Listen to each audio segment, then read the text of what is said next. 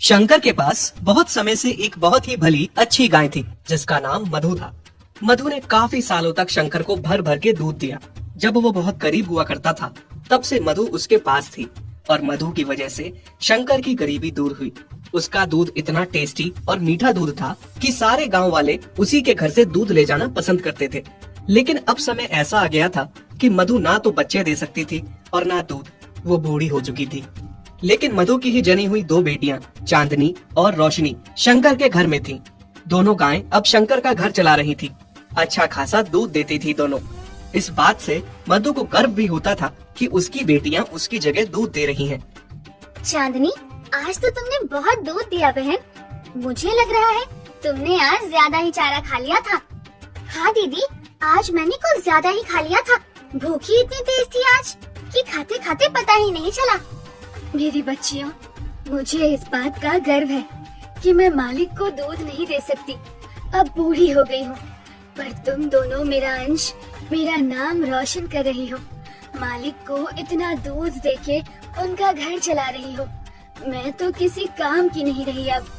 ऐसा ना कहो माँ, जितना तुमने मालिक के लिए किया है उतना तो हम दोनों भी मिलके नहीं कर सकती। और जो मालिक मेरे लिए कर रहे हैं, हालांकि मालिक को मुझसे कोई फायदा नहीं हो रहा, मुफ्त का पाल रहे हैं मुझे।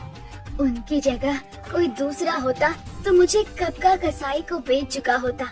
पर मालिक मुझे कितना प्यार करते हैं, अब भी मेरी कितनी देखभाल करते हैं। शंकर जितना प्यार चांदनी और रोशनी को करता था उतना ही वो मधु को भी करता था। उसको अपने पुराने दिन याद थे जब उसकी बहुत खस्ता हालत थी। उसको मधु के किए का बहुत एहसास था। मधु ने उसके बाद चांदनी और रोशनी को जन्म दिया। मधु की दोनों बेटियां अब अपनी माँ का फर्ज निभाती हैं और मालिक को वो भी मधु की तरह खूब सारा दूध देती हैं।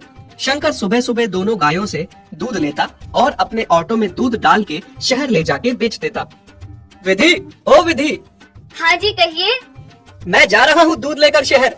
शायद आज मुझे आने में थोड़ी देर हो जाए।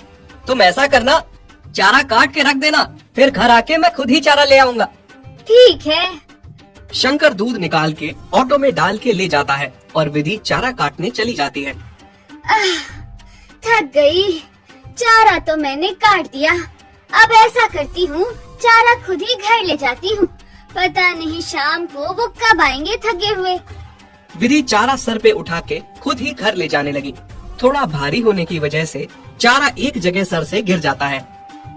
ओहो, ये घास तो सारी गिर गई। अब फिर से समेटनी पड़ेगी। नमस्ते विधि बहन।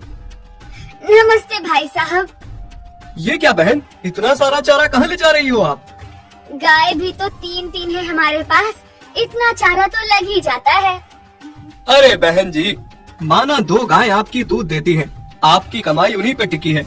पर एक गाय को तो आप फ्री में ही खिला रही हो ना तो वो दूध देती है और ना ही किसी काम की है। मैं ये कह रहा था कि उस गाय को मुझे बेच दो 7,000 में। इसमें मेरा क्या है बहन जी, बस 1,000 रुपए निकालूंगा, आगे दूसरे व्यापारी को बेच दूंगा। मैं भी आपके और भाई साहब के बारे में ही सोचकर बोल रहा हूँ, नहीं तो सारी उम्र पालते रहोगे मुफ्त में। ठीक है भाई साहब, मैं उनसे बात करके बताती हूँ। विधि चारा सर पे बांध के घर चली जाती है, पर उस व्यापारी की बात उसे कहीं न कहीं सही लग जाती है। शाम को जब शंकर घर आता है तो विधि उससे मधु को बेचने की बात करती है। विधि, तुम पागल हो गई हो क्या? तुमने ये बात सोची भी कैसे? किसने तुम्हारे दिमाग में ये बात घुसा दी और तुम उसी के कहने पर चल रही हो? उसका क्या है, यहाँ से सस्ते भाव में ले जाएगा, आगे डबल में बेचेगा। ये व्यापारी ऐसे ही होते हैं। तो कौन तुम्हें इसका लाख रुपए देगा? मुफ्त का खिलाने से अच्छा है 7,000 तो आ जाएंगे ना। कैसी बातें कर रही हो तुम? भूल गई, आज हम जो कुछ भी है मधु की वजह से ही है और चांदनी और रोशनी भी उसी की देन है। ओहो मेरे दयालु पति, तुम भी ना जैसा मैं कहती हूँ वैसा ही करो। वैसे भी उससे हमें कोई फायदा नहीं हो रहा है। अच्छा, कल को मैं भी किसी वजह से अगर काम ना कर पाऊँ, बीमार रहने लगूं, तो तुम मुझे भी घर से निकालने की बात करोगी? बस मैंने कह दिया, मधु यहीं रहेगी हमेशा मेरे साथ, मेरे घर में। वो इस घर के लिए बहुत शुभ है। ठीक है, अगर ऐसी बात है तो मैं भी देखती हूँ कैसे नहीं जाएगी आपकी पूरी गाय इस घर से। दिन रात विधि अपने पति के साथ जिद करती है मधु को बेचने की। फिर एक दिन शंकर बीवी के आगे मजबूर हो जाता है और उसे बीवी की बात माननी ही पड़ती है। अगले ही दिन विधि उस व्यापारी को घर बुला लेती है। चांदनी, देख तो जरा, ये कौन आया है हमारे घर पे? हाँ दीदी, और इसके हाथ में तो रस्सी भी है। कहीं मालिक ने हम में से किसी को बेचने के लिए व्यापारी तो नहीं बुलाया है? नहीं मेरी बच्चियों, ऐसा ना सोचो। मालिक और मालकिन बहुत अच्छे हैं, उन पे खामखा शक ना करो। मैं उन्हें बरसों से जानती हूँ, वो हम में से किसी को भी बेच नहीं सकते। हाँ माँ, तुम सही कह रही हो। शायद भगवान न करे ऐसा दिन कभी आए जिस दिन हमें एक दूसरे से अलग होना पड़े। हम तो मर ही जाएंगे। व्यापारी शंकर की पत्नी को मधु के बदले 7,000 रुपए देता है। अरे वाह, बड़े दिनों बाद इतनी बड़ी रकम हाथ आई है। लेकिन शंकर इस बात से बहुत दुखी था। उसे बहुत बुरा लग रहा था कि ये कैसी औरत है, चंद पैसे के लिए घर की लक्ष्मी को ही बेच रही है। थोड़ी देर बाद शंकर मधु के पास आता है और उसके सर पे हाथ फेरता है। मुझे माफ कर दो मधु, पत्नी की जिद के आगे मुझे तुम्हें बेचना पड़ रहा है। उसे लगता है कि तुम अब बूढ़ी हो गई हो, हमारे किसी काम की नहीं हो। अब हो सके तो मुझे माफ कर देना। ये सुन के मधु, चांदनी और रोशनी को बहुत बड़ा झटका लगता है। माँ, तुम्हें तो बड़ा यकीन था ना मालिक पे। देखा कैसा यकीन तोड़ दिया एक ही झटके में। आपने इनके लिए इतना कुछ किया, दूध के साथ अपना खून भी निचोड़ के दिया। जब इनका घर गृहस्थी बन गई तो अब इनको लगने लगा आप किसी काम की नहीं हो। कल को ये लोग हमारे साथ भी ऐसा ही करेंगे। अब क्या होगा माँ? ये व्यापारी आपको कसाई को दे देगा। हाँ माँ, सच कहते हैं, इंसानों को जिस चीज से फायदा होता है उसको रखते हैं। अगर वो चीज किसी काम की ना रहे उसे नहीं रखते। बहुत मतलबी होते हैं ये इंसान।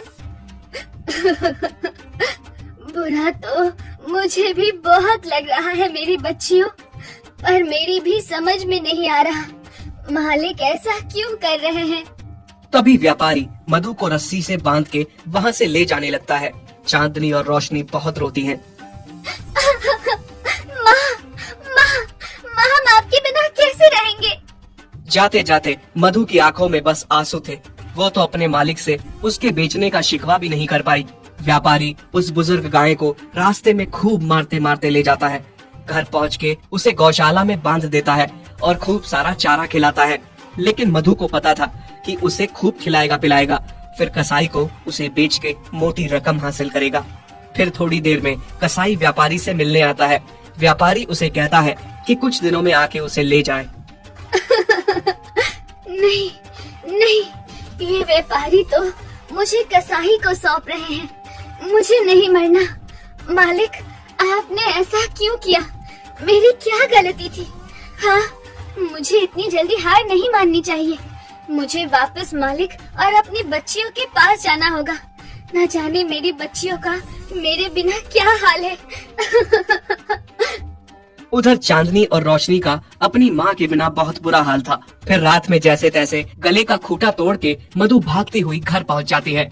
चांदनी और रोशनी को जैसे ही अपनी माँ दिखती है, उनके लिए मानो सवेरा हो जाता है। मधु अपनी दोनों बच्चियों को गले से लगाती है। माँ, आप आ गई। अब हमें छोड़ के कभी मत जाना, हम आपके बिना मर जाएंगे माँ। हाँ मेरी बच्चियों, मैं अब कभी भी नहीं जाने वाली हूँ। सुबह जब शंकर दूध निकालने गौशाला में आता है और वहाँ वो मधु को देखता है तो बहुत खुश हो जाता है। उसके सर पे हाथ फेर के प्यार देता है। विधि, विधि देखो तो कौन आया है। अरे क्यों चिल्ला रहे हैं आप? कौन आया है? हाँ, ये मधु, ये वापस कैसे आ गई? देखा, मैंने कहता था मधु हमें बहुत प्यार करती है, उसको हमें नहीं बेचना चाहिए। तुम चुप रहो जी। चिल्ला के तो ऐसे बुला रहे थे जैसे पता नहीं क्या हो गया। इस बूढ़ी बेकार गाय को मुफ्त का खाने की आदत हो गई है। मैं कहती हूँ जल्दी इस व्यापारी को बुलाओ, उससे पैसे लिए हैं, यहाँ आके इसे ले जाए। शंकर मजबूर होकर फिर से उसी व्यापारी को बुलाता है मधु को ले जाने के लिए। भाई साहब, इस बार इस गाय को मोटी रस्सी से बांध के ले जाना ताकि दोबारा लौट के ना आए। माँ, ये फिर से आपको भेजने की तैयारी में है। कोई बात नहीं बेटी, मालिक ने अगर मेरे लिए यही सोचा है तो यही सही। इस बार मैं लौट के नहीं आऊंगी। बस मेरे जाने के बाद तुम दोनों अपना ख्याल रखना। नहीं माँ, ऐसा ना कहो। व्यापारी मधु को फिर से ले जाता है, पर इस बार मधु जाने में कोई जिद नहीं करती, क्योंकि उसे पता था उसकी जिद करने का कोई फायदा नहीं। वो अगर फिर से लौट आई तो मालकिन उसे फिर से भिजवा देगी। इधर चांदनी और रोशनी का रो रो के बुरा हाल था। दोनों ने माँ की याद में खाना पीना छोड़ दिया था। दोनों बीमार हो गई थी, दूध देना छोड़ दिया था। देखिए ना जी, किसकी नजर लग गई हमारे घर को। चांदनी और रोशनी कितनी बीमार है, खाना पीना छोड़ दिया है दोनों ने। इतना अच्छा कारोबार हमारा बंद हो गया है। ये और कुछ नहीं, मधु का फिटकार लगा है हमें। बोझ थी ना वो तुम्हारे लिए, जबरदस्ती उसे बेच दिया। जिसने शुरू से हमारा साथ दिया, बाद में जब वो तुम्हारे किसी काम न आने लगी तो उसे बेच दिया। खुद गर्ज औरत, इनको भी इनकी माँ से अलग कर दिया। ये तो होना ही था, मुझे अपने साथ पाप का भागीदार बना दिया तुमने। आप सही कह रहे हैं जी, बहुत बड़ी गलती हो गई है मुझसे। मैं आपके आगे हाथ जोड़ती हूँ। आप उस व्यापारी के पैसे लौटा दीजिए और मधु को घर ले आइए। अगले दिन जब शंकर और विधि मधु को लेने व्यापारी के घर जाते हैं तो वहाँ वो देखते हैं कि व्यापारी ने मधु को कसाई को बेच दिया है और कसाई मधु को ले जा रहा है। अरे कौन हो तुम और मेरी मधु को कहाँ ले जा रहे हो? कहाँ ले जा रहा हूँ मतलब? मैंने इसे खरीदा है, वो भी डबल भाव में। मैं तुम्हें इसके भी डबल पैसे दूंगा।